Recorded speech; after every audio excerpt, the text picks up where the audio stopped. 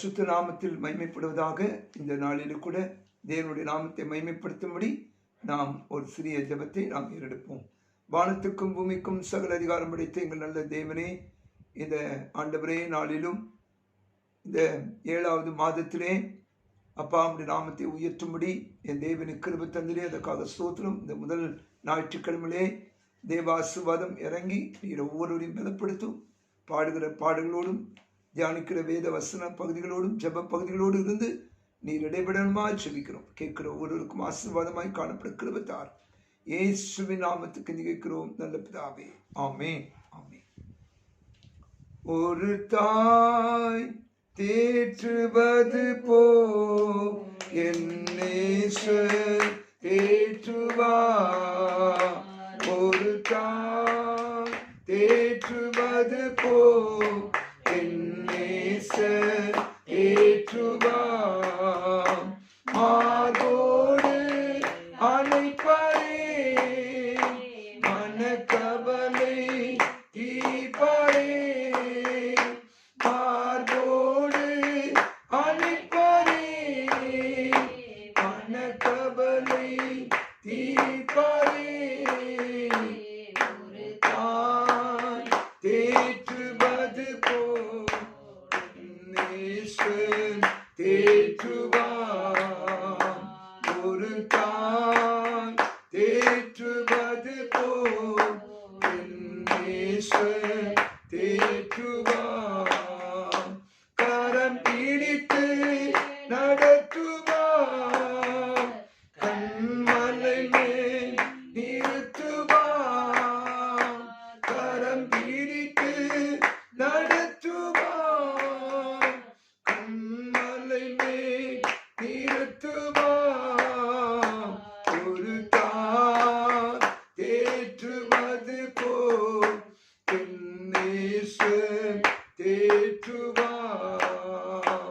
ஒரு தாய் தேற்றுவது போல் நேசர் தேற்றுவார். எனக்காக மரித்தாரே, என் பாவம் சுமந்தாரே. எனக்காக மரித்தாரே, என் பாவம் சுமந்தாரே. ஒரு தாய் தேற்றுவது போல் நேசர் தேற்றுவார். ஒரு தாய் தேற்றுவது போல் நேசர் தேற்றுவார். ஒரு போதும் கைவிடார், ஒரு நாளும் விலகிறார். ஒரு போதும் கைவிடார், ஒரு நாளும் விலகிறார். ஒரு தாய் தேற்றுவது போல் நேசர் தேற்றுவார். ஒரு தாய் தேற்றுவது போல் நேசர் தேற்றுவார். கடந்த வாரத்திலே சங்கீதம் 19ஆம் சங்கீதத்திலே 13ஆம் வசனத்தை அடிப்படையாக வைத்து துணிகரம் என்ற தலைப்பிலே உங்களோடு கூட நான் வேத வசனத்தை பகிர்ந்து கொண்டேன். அதிலே நாம் 3 காரியங்களை குறித்து நாம் சிந்தித்தோம். முதலாவது துணிகரமான பாவங்கள், அது மாத்திரமல்ல துணிகரமான செயல்கள், அது மாத்திரமல்ல துணிகரமான இன்றைக்கு பேச்சுகள் என்ன என்பதை குறித்தெல்லாம் நாம் கடந்த நாட்களே நாம் தியானித்தோம். ஆனால் இன்றைக்கு அதனுடைய தொடர்ச்சியை இன்றைக்கு நாம் இந்த வாரத்திலே தொடர்ந்து இன்றைக்கு நாம் பார்க்க இருக்கிறோம். இந்த நாட்களிலே அதற்கு ஆதாரமாக ஒரு வேத பகுதியை நாம் வாசிப்பதை கேட்கலாம். பிரசங்கி புஸ்தகத்திலே 5ஆம் அதிகாரம் 2ஆம் வசனத்தை நாம் வாசிப்போம். தேவ சமூகத்தில் நீ துணிகரமாய் உன் வாயினால் பேசாமலும் மனப்பதறி ஒரு வார்த்தையும் சொல்லாமலும் இரு. தேவன் வானத்தில் இருக்கிறார், நீ பூமியில் இருக்கிறாய். ஆதலால் உன் வார்த்தைகள் சுருக்கமாய் இருப்பதாக. கர்த்தருடைய பரிசுத்த நாமத்தில் மகிமைப்படுவதாக. பிரியமானவர்களே, கடந்த நாட்களிலே நாம் துணிகரம் என்ற தலைப்பிலே பல காரியங்களை நாம் தியானிக்கும்படி தேவன் நமக்கு கிருபை தந்தார். அதனுடைய தொடர்ச்சியை இன்றைக்கு நாம் தியானிக்க இருக்கிறோம்.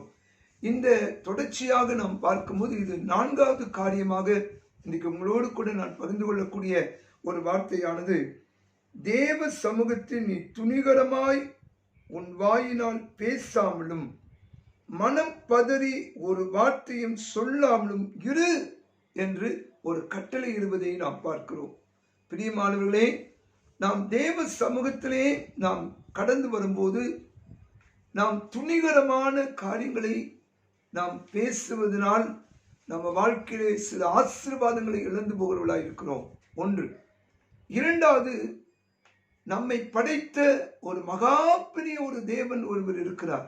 வானம் அவரது சிங்காசனம், பூமி அவருக்கு பாதபடி. அப்படிப்பட்ட ஒரு உன்னதமான கர்த்தர் சமூகத்திலே வந்திருக்கிற நாம், அவருடைய கையினாலே சிருஷ்டிக்கப்பட்டிருக்கிற நாம் ஒரு மண்ணென்று நாம் நினைவு கூர்ந்து நம்மை தாழ்த்தி நாம் தேவ சமூகத்திலே முழுமையாய் நம்முடைய வார்த்தைகள் கவனமாய் இருக்க வேண்டும் என்பதை குறித்து இந்த வேதத்திலே நாம் பார்க்கிறோம். ஆகையால் நாம் தேவ சமூகத்திலே வரும்போது நாம் துணிகரமாய் எந்த ஒரு காரியத்தை குறித்து பேசாதபடி நாம் ஜாக்கிரதையாய் இருக்க வேண்டும் என்பதை குறித்து இந்த வேதத்திலே நாம் பார்க்கிறோம். நீதிமொழிகள் புஸ்தகம் 10ஆம் அதிகாரம் 19ஆம் வசனத்திலே வாசிக்கிறோம், தன் உதடுகளை அடக்கிறவனோ புத்திமான் என்று சொல்லி நாம் பார்க்கிறோம். தன் உதடுகளை அடக்கிறவனோ புத்திமான் என்று சொல்லி நாம் பார்க்கிறோம். அதே இதில் 20ஆம் அதிகாரம், நீதிமொழிகள் 20ஆம் அதிகாரம் 25ஆம் வசனத்திலே நாம் சில நேரங்களில் பொருத்தனை பண்ணுகிறோம். சில நேரத்தில் அந்த பொருத்தனையை நாம் தவறவிடக்கூடியவர்களாக இருக்கிறோம். வாய் தவறி நாம் பொருத்தனை பண்ணக்கூடியவர்களாக இருக்கிறோம். ஆனால் அதற்கு முன்பாக நாம் சிந்திக்க வேண்டும் என்பதை குறித்து நாம் பார்க்கிறோம். நீதிமொழிகள் 20ஆம் அதிகாரம் 25ஆம் வசனத்தை வாசிப்பதை கேட்கலாம். பரிசுத்தமானதை விழுங்குகிறதும் பொருத்தனை செய்த பின்பு யோசிக்கிறதும் மனுஷனுக்கு கண்ணியாய் இருக்கும். பாருங்கள், அது மனுஷனுக்கு கண்ணியாய் இருக்கும் என்று சொல்லி நாம் பார்க்கிறோம். நீதிமொழிகள் 20ஆம் அதிகாரத்திலே 25ஆம் வசனத்திலே வாசிக்கிறோம், பரிசுத்தமானதை விழுங்குறதும் பொருத்தனை செய்த பின் யோசிக்கிறதும் மனுஷனுக்கு கண்ணியாய் இருக்கும்.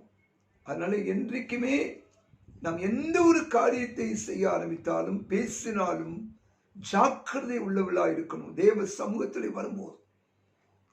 சமூகத்திலே வரும்போது கர்த்தருடைய ஆலயத்துக்குள்ளே வரும்போது நம்முடைய வாழ்க்கையிலே நாம் துணிகரமான எந்த ஒரு காரியத்திலே செயல்படாதபடி நாம் காத்துக்கொள்வது நம்முடைய கடமையாக இருக்கிறது என்பதை நாம் பார்க்கிறோம். அது மாத்திரம் மத்தேயு 6ஆம் அதிகாரம் 7ஆம் வசனத்திலே வாசிக்கிறோம், ஜெபம் பண்ணும் போது அஞ்ஞானிகளைப் போல வீண் வார்த்தைகளை அளப்பாதியுங்கள் என்று சொல்லி பார்க்கிறோம். அப்போ நம்ம தேவ சமூகத்திலே வரும்போது ஜெபிக்கும் போதும் வீணான வார்த்தைகளை சொல்லி நாம் அளப்பாதபடிக்கு இன்றைக்கு நாம் எல்லாவற்றிலும் ஜாக்கிரதையாக ஸ்தோத்திரத்தோடு கூட, விண்ணப்பத்தோடு கூட, ஒரு முழுமையான வேண்டுதலோடு கூட, ஒரு விசுவாசத்தோடு கூட, ஒரு உண்மையான நிலையிலே கர்த்தர் இதை செய்வார் என்று கர்த்தருக்கு உகந்த நிலையிலே, கர்த்தருடைய சித்தத்தை நிறைவேற்றக்கூடிய ஒரு நிலையிலே நாம் செயல்பட ஒப்பு கொடுக்கப்பட்டதான ஒரு ஜெபமாக ஏறெடுக்கப்பட வேண்டும். ஆகையால் பிரியமான தேவனுடைய பிள்ளைகளே, நம்முடைய வாழ்க்கையிலே நாம் துணிகரமாய் தேவ சமூகத்திலே நாம் கடந்து வரும்போது துணிகரமான காரியங்களிலே செயல்படாதபடி நாம் காத்துக்கொள்வது நம்முடைய கடமையாக இருக்கிறது என்பதை பார்க்கிறோம். 5வதாக நாம் பார்க்கக்கூடிய இன்னொரு காரியம் என்னன்னு சொன்னால், வேதாமத்திலே 2 சாமுவேல் புஸ்தகத்திலே 6ஆம் அதிகாரத்திலே நீங்கள் 6-7ஆம் வசனத்தை நீங்கள் வாசிக்கும் போது அந்த இடத்திலே ஒரு சம்பவத்தை குறித்து நாம் பார்க்கிறோம். அப்பொழுது ஊசாவின் மேல் கோபம் உண்டது, அவனுடைய துணிவின் நிமித்தம் தேவன் அங்கே அவனை அடித்தார் என்று சொல்லி நாம் பார்க்கிறோம். பிரியமானவர்களே, நம்முடைய வாழ்க்கையிலே சில காரியங்களை நாம் செயல்படுத்தும் போது ஞானமாய் செயல்படுத்த வேண்டும். இந்த 2 சாமுவேல் புஸ்தகத்திலே 6ஆம் அதிகாரத்தை நீங்கள் வாசிக்கும் போது இன்றைக்கு தாவீது தேவனால் தெரிந்து கொள்ளப்பட்ட நிலையிலே அவன் ராஜாவாக தெரிந்து கொள்ளப்பட்டு கர்த்தருடைய சமூகத்திலே அவன் அரசாட்சி செய்யும் போது தேவனுடைய பெட்டியை கர்த்தருடைய ஆலயத்தில் இருந்து இன்னைக்கு கேருபீன்கள் நடுவே 2ஆம் வசனத்தில் வாசிக்கிறோம். கேருபீன்கள் நடுவே வாசமாயிருக்கிற சேனைகளுடைய கர்த்தரின் நாமம் தொழுது கொள்ளப்படுகிற தேவனுடைய பெட்டியை பாலை யூதாவிலிருந்து கொண்டு வரும்படி அவனும் அவனோடு இருந்த அந்த ஸ்தலத்தாரும் எழுந்து போய் தேவனுடைய பெட்டியை ஒரு புது ரதத்தின் மேல் ஏற்றி அதை கிபியாவில் இருக்கிற அபினதாவின் வீட்டிலிருந்து கொண்டு வந்தார்கள். அபினதாவின் குமாரனாகிய ஊசாவும் ஆகியோவும் அந்த புது ரதத்தை நடத்தினார்கள். ஆனால் தேவனுடைய பெட்டியை ரதத்தின் மேல் ஏற்றி அதை தேவனுடைய நகரத்தில் கொண்டு வந்தார்கள் என்று சொல்லி பார்க்கிறோம். ஆனால் தேவனுடைய நகரத்தில் அந்த கர்த்தருடைய பெட்டியை கொண்டு வரும்போது அது சுமக்கப்பட வேண்டும். ஆனால் சுமப்பதற்கு பதிலாக அவர்கள் ரதத்தின் மேல் ஏற்றி அந்த வண்டியின் மேல் அந்த உடன்படிக்கை பெட்டியை ஏற்றிக்கொண்டு அந்த சாட்சியின் பெட்டியை ஏற்றிக்கொண்டு அவர்கள் அதை நடத்தி கொண்டு வருவது நிமித்தம் அந்த பெட்டி கொண்டு வந்த அந்த நிலையிலே நீங்கள் பார்ப்பில்லானால் அந்த வேத பகுதியிலே நீங்கள் 5-6 வசனத்தை வாசிக்கும் போது தாவீதும் இஸ்ரவேல் சந்ததியார் அனைவரும் தேவதாரு மரத்தால் பண்ணப்பட்ட சகலவித கீத வாத்தியங்களோடும் சுரமண்டல தம்புரு மேல வீணை கைத்தாளம் ஆகிய இவைகளோடும் கர்த்தருக்கு முன்பாக ஆடி பாடிக்கொண்டு போனார்கள். அவர்கள் நாகோனின் களம் இருக்கிற இடத்துக்கு வந்தபோது மாடுகள் மிரண்டு பெட்டியை அசைந்தபடினால் ஊசா தேவனுடைய பெட்டியின் இடமாய் தன் கையை நீட்டி அதை பிடித்தான். அது அந்த நேரத்திலே இடறுகிற நேரத்திலே வரும்போது, அந்த வண்டி இடரும் போது, அந்த பெட்டி அசையும் போது அதை துணிகரமாய் அந்த ஊசா அதை பிடிக்க போனான். அது நிமித்தம் கர்த்தர் அந்த இடத்துல அடித்தார் என்பதை பார்க்கும். ஆனால் இதற்கு எல்லாம் காரணம் என்ன? அந்த தேவனுடைய பெட்டி ஆசாரியர்கள் சுமக்க வேண்டும் என்பதை பார்க்கிறோம்.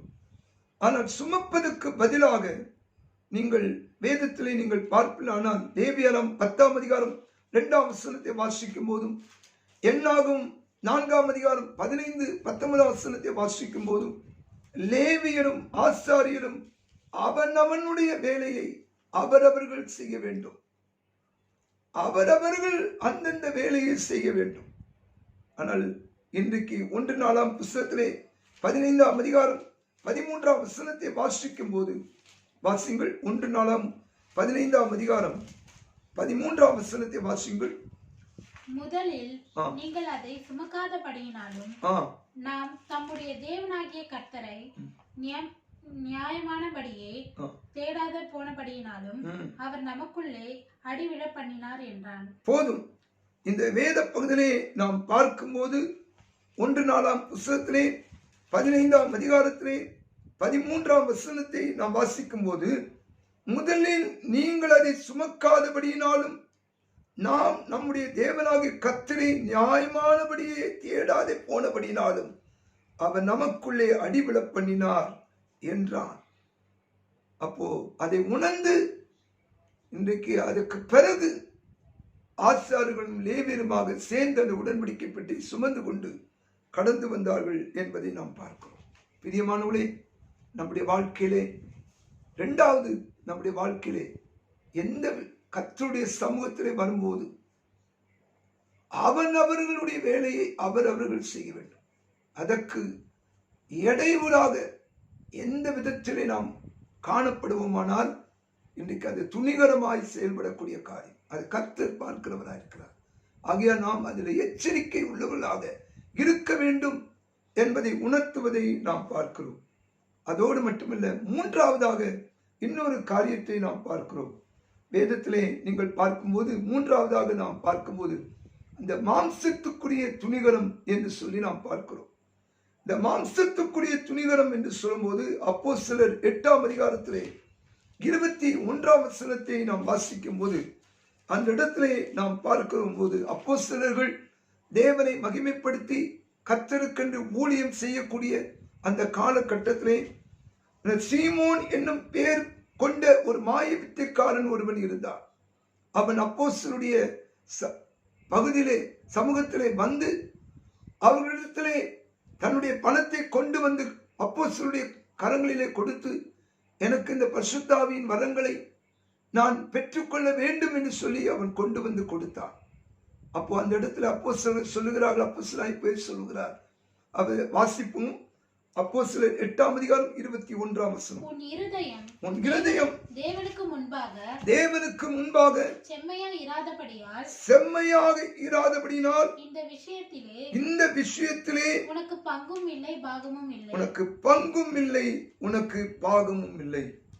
அதோடு மட்டுமல்ல, அதுக்கு அடுத்த வசனத்திலே நாம் பார்க்கிறோம், 22ஆம் வசனத்திலே, ஆகையால் நீ உன் துர்க்குணத்தை விட்டு மனம் திரும்பி தேவனை நோக்கி வேண்டுகொள், ஒருவேளை உன் இருதயத்தின் எண்ணம் உனக்கு மன்னிக்கப்படலாம் என்று அந்த சீமோன் என்றும் பெயர் கொண்ட மாய வித்தைக்காரனுக்கு ஒரு எச்சரிப்பு கொடுக்கிறார் பேதுரு. அதுக்கு முந்தின பகுதியிலே நீங்கள் பார்க்கும்போது 20ஆம் வசனம், பேதுரு அவனை நோக்கி, தேவனுடைய வரத்தை பணத்தினாலே சம்பாதித்துக் கொள்ளலாம் என்று நீ நினைத்தபடியால் உன் பணம் முன்னோடே கூட நாசமாய் போக கடவது. பாருங்கள், இந்த வேத பகுதியிலே நாம் பார்க்கிறோம், பேதுரு அந்த சீமோன் மாய வித்தைக்காரனாகி இருக்கக்கூடியவரிடத்திலே ஒரு எச்சரிப்பையும் கொடுப்பதை நாம் பார்க்கிறோம். ஆனால் அப்படிப்பட்ட எச்சரிப்பை அவன் ஏற்றுக்கொண்டவனாக அந்த பகுதியிலே நீங்கள் பார்க்கும்போது, இன்றைக்கு அதற்கு சீமோன் 24ஆம் வசனத்திலே, நீங்கள் சொன்ன காரியங்கள் ஒன்றும் எனக்கு நேரிடாதபடிக்கு எனக்காக கர்த்தரை வேண்டிக் கொள்ளுங்கள் என்று சொன்னார். இந்த காரியங்களை உணர்ந்திருக்கிறார். பிரியமானவர்களே, நம்முடைய வாழ்க்கையிலே இந்த துணிகரமான காரியங்களை குறித்து சில கர்த்தருடைய பிள்ளைகள், கர்த்தருடைய ஊழியக்காரர்கள் சொல்லும் போது அதை நாம் ஏதோ தவறாக ஏற்றுக்கொள்ளாதபடி ஒரு எச்சரிப்புக்காக ஏற்றுக்கொண்டிருக்க வேண்டும், ஒரு போதனையாக ஏற்றுக்கொள்ள வேண்டும். அப்போ நம்முடைய வாழ்க்கையில ஒரு தருணத்தை ஆண்டவர் எதிர்பார்க்கிறார். நம்முடைய வாழ்க்கையை உணர்ந்து அதை திருத்திக் கொள்ள வேண்டும் என்பதை குறித்து நாம் பார்க்கிறோம். ஆகையால் இன்றைக்கு அருமையானவர்களே, இந்த மாம்சமான இந்த துணிகரத்துக்கு நாம் விழுந்து போகாதபடி நாம் காத்துக்கொள்ள வேண்டும் என்பதை நாம் பார்க்கிறோம். அதோடு மட்டுமல்ல, வேதாமத்திலே நீங்கள் பார்ப்பில்லானால் இன்னொரு மாம்ச பிரகாரமான துணிகரத்தை குறித்து நாம் பார்க்கிறோம். 2 நாளாம் 26ஆம் அதிகாரத்திலே 16ஆம் வசனத்திலே 18, 19ஆம் வசனத்திலே வாசிக்கும் போது, யூதாவின் ராஜாவாகிய உசியா என்ற ஒரு ராஜா இருந்தார். அவன் நல்ல ஆரம்பத்திலே செம்மையான காரியங்களை செய்தார். தேவனுக்கு ஒரு நல்ல ஒரு நிலையிலே உத்தமமாய் வாழ்ந்த ஒரு மனிதன் தான் அந்த உசியா ராஜா. ஆனால் நாட்கள் ஆக ஆக அவனுக்குள்ள ஒரு மேட்டுமை குணம் உண்டாகி, ஆசாரியர்கள் செய்யக்கூடிய அந்த ஆசாரியர்கள் செயல்படுத்தக்கூடிய அந்த பலிபீடத்தின் தூபத்தை அவன் தன் கையில எடுத்துக்கொண்டு அவன் தேவ சமூகத்திலே அவன் துணிகரமாய் வருகிறான். அப்படி துணிகரமாய் வருவது நிமித்தம் ஆசாரியர்கள் எச்சரிப்பு கொடுக்கிறார்கள், வேண்டாம் என்று சொல்லி எச்சரிப்பு கொடுக்கிறார்கள். ஆனால் அதை மீறி அந்த தூப கலசத்தை அந்த தேவனுடைய சமூகத்தில் அவன் கொண்டு வருவது முற்படும் போது அவன் நெற்றியிலே குஷ்டரோகம் கடந்து வந்ததை அதை எல்லாரும் பார்த்த உடனே அந்த இடத்திலே ஒரு பெரிய ஒரு நடுக்கம் உண்டாகி, உசியா ராஜா எந்த அளவுக்கு துணிகரமாய் தேவ சமூகத்திலே தூப கலசத்தை கொண்டு வந்தானோ அதற்கும் மேலாக அவன் வேகமாக வெளியே அவனே ஓடும்படி எத்தனித்து வேகமாக ஓடுவதை பார்க்கிறோம். ஆகையால் தேவ சமூகத்திலே வரும்போது துணிகரமான காரியங்களை நாம் செயல்படுத்தாதபடி நாம் எச்சரிக்கையாக இருக்க வேண்டும் என்பதை குறித்து நாம் பார்க்கிறோம். இன்றைக்கு பிரியமானவர்களே, அந்த வேத வசனத்தை வாசிப்போம். அந்த வேத பகுதியை நாம் வாசிக்கலாம். 2 நாளாம் 26ஆம் அதிகாரம் 16ஆம் 18ஆம் வசனத்தை வாசிங்க. அவன் பலப்பட்ட போது தனக்கு கேடுண்டாகும் மட்டும் அவனுடைய மனம் மேட்டிமையாகி தன் தேவனாகிய கர்த்தருக்கு விரோதமாக மீறுதல் செய்து தூப பீடத்தின் மேல் தரம் காட்ட கர்த்தருடைய ஆலயத்திற்குள் பிரவேசித்தான். பாருங்கள், இன்றைக்கு இந்த வேத பகுதியிலே நாம் பார்க்கும்போது இன்றைக்கு பரிசுத்தமாக்கப்பட்ட 18ஆம் வசனத்திலே வாசிக்கிறோம், ராஜாவாகிய உசியாவோடு எதிர்த்து நின்று உசியாவே கர்த்தருக்கு தூபம் காட்டுறது உமக்கு அடுத்ததல்ல, தூபம் காட்டுகிறது பரிசுத்தமாக்கப்பட்ட ஆரோனின் குமாரனாகிய ஆசாரியருக்கே அடுக்கும். பரிசுத்த ஸ்தலத்தை விட்டு வெளியே போம், மீறுதல் செய்தி இது தேவனாகிய கர்த்தராலே உமக்கு மேன்மையாக லபியாது என்றார்கள். ஆனால் அதையும் மீறி அவன் போனது நிமித்தம் இன்றைக்கு அவனுடைய நெற்றியிலே குஷ்டரோகம் தோன்றினது என்று 19ஆம் வசனத்திலே வாசிக்கும். பிரியமானவர்களே, நம்முடைய வாழ்க்கையிலே துணிகரமான காரியங்களிலே செயல்படாதபடி நாம் காத்துக் கொள்வது நம்முடைய கடமையாயிருக்கிறது. அடுத்த கடைசியாக நாம் பார்க்கிற காரியம் ஆவிக்குரிய துணிகரம். நம்முடைய வாழ்க்கையிலே ஆவிக்குரிய விஷயத்திலே நாம் துணிகரம் உள்ளவர்களாய் நாம் எப்படி இருக்க வேண்டும் என்பதை குறித்து நீங்கள் பார்ப்பீர்களானால் யோவான் 19ஆம் அதிகாரம் 38ஆம் வசனத்திலே வாசிக்கிறோம். ஆண்டவராகிய இயேசு கிறிஸ்து மரித்த அந்த நாளிலே நேரத்திலே அரிமத்தியா ஊரானாகிய யோசேப்பு என்று சொல்லக்கூடிய ஒரு அதிகாரி, அந்த ரோமர்களுடைய ஆட்சியின் கீழே இருக்கக்கூடிய காலகட்டத்திலே அதிகாரியாக இருந்து செயல்பட்ட அந்த அரிமத்தியா ஊரனாகிய யோசேப்பு இயேசுவின் சரீரத்தை துணிந்து போய் கேட்டு அவன் தன்னுடைய இருக்கிற தோட்டத்திலே ஒருவரும் பட்டிருக்காத கல்லறையிலே இயேசுவின் சரீரத்தை வைத்து அடக்கம் பண்ணுவதற்கு உதவியாயிருந்தான் என்பதை பார்க்கிறோம். பிரியமானவளே, இன்றைக்கு அவனுக்கு அப்படிப்பட்ட ஒரு அதிகாரமும் துணிவும் இருந்தது.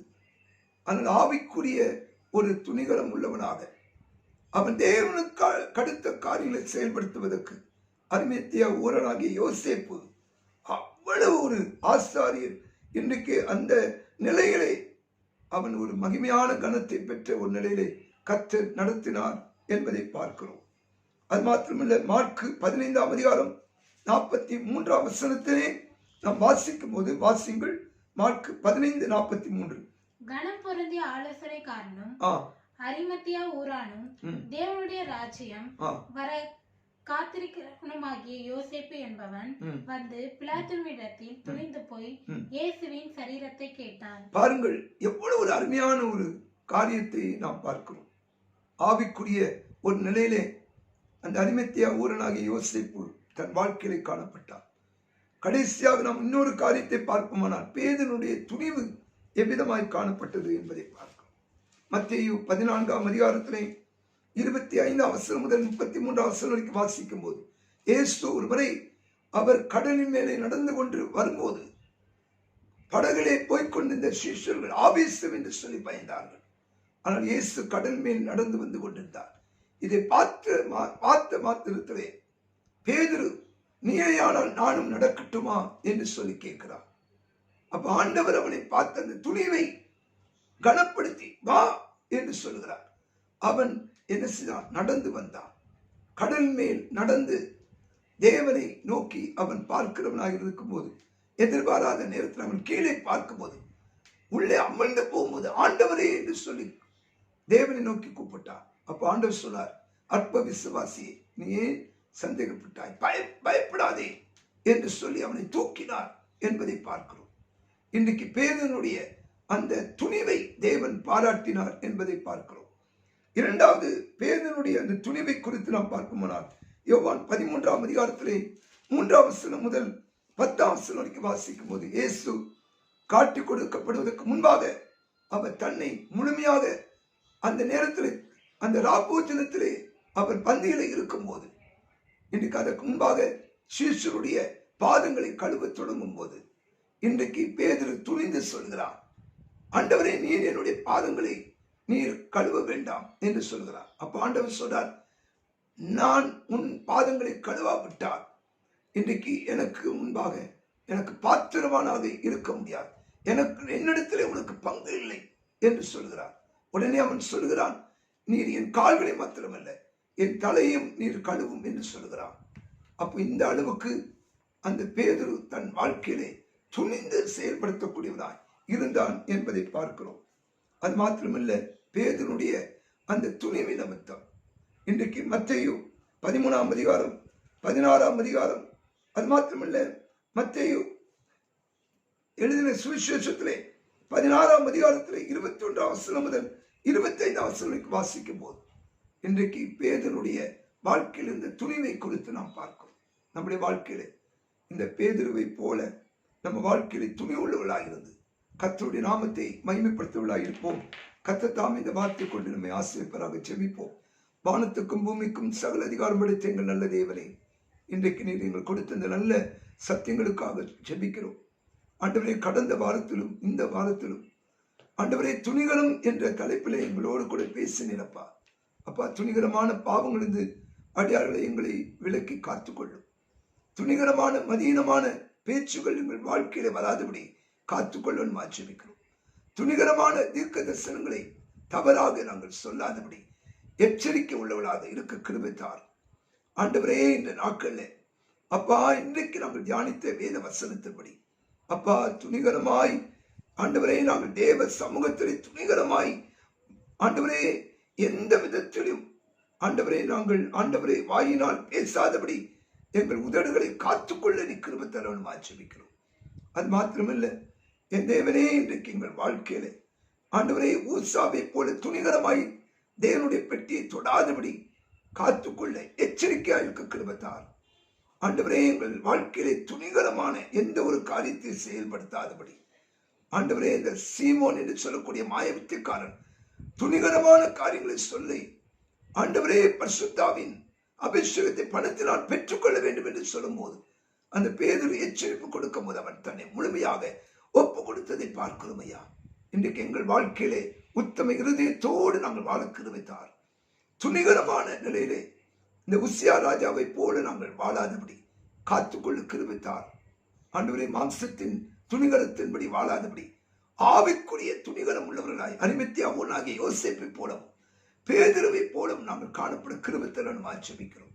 அப்பா, எங்கள் வாழ்க்கையிலே அனனியா சப்ராலை போல வாழாதபடி அப்பா எங்கள் ஆண்டவரே எங்கள் வாழ்க்கையிலே முழுமையாய் உமக்கென்று உத்தம இருதயத்தோடு வாழ கிருபைத்தார். இன்னைக்கு கேட்ட இந்த சத்தியங்கள் எங்கள் இருதயத்துக்கும் எங்கள் வாழ்க்கைக்கும் எங்கள் ஜீவியத்துக்கும் பிரயோஜனமாய் காணப்பட கிருபைத்தார். தேவனுடைய ஆசீர்வாதம் ஒவ்வொருவரோடு கொடுத்து வழிநடத்தும். இயேசுவின் நாமத்துக்கு ஜெபிக்கிறோம் நல்ல பிதாவே. ஆமென், ஆமென்.